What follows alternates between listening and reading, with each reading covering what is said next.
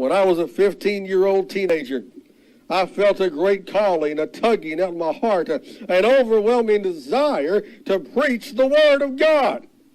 And I was praying one Sunday afternoon in 1986 at a park where the youth group was at.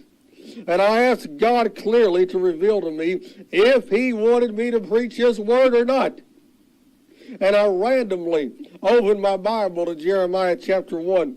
And I read this passage over and over again, and God's peace and power flooded my soul. I knew right then and there that God absolutely wanted me to preach the gospel. But after 28 years in the ministry, I need to tell some of you, do not tell me what to preach. Some have called me too harsh, angry, and bitter. Some have called me intolerant and politically incorrect. Some have told me to tone it down a notch. Preachers have complained that I have ran people out of their lukewarm, doubly dead, dry churches when I preached in their churches. Some have said I get too emotional and I'm a fanatic about Jesus and I take this Jesus thing too seriously and I preach too much against sin and on hell and on judgment. And some have called me a hellfire and brimstone preacher.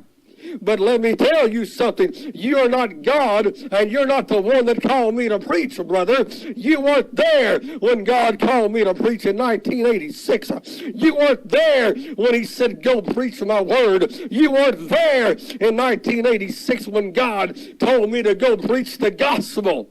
Don't tell me what to preach. You don't know the experience I've had with Jesus Christ.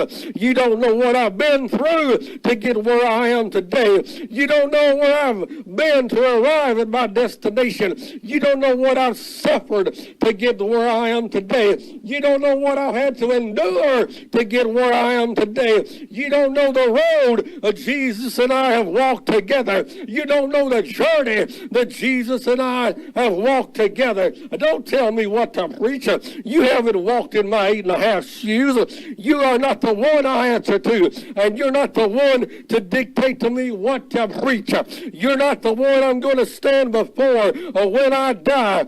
I know I don't fit into your little mold, but God didn't call me to fit in. God didn't call me to join your doubly dead, dry denominational wolf pack and to run in your church wolf packs, brother. God didn't call me to fit in, and it'll be a cold day in the lava lake of hellfire when you tell me what to preach.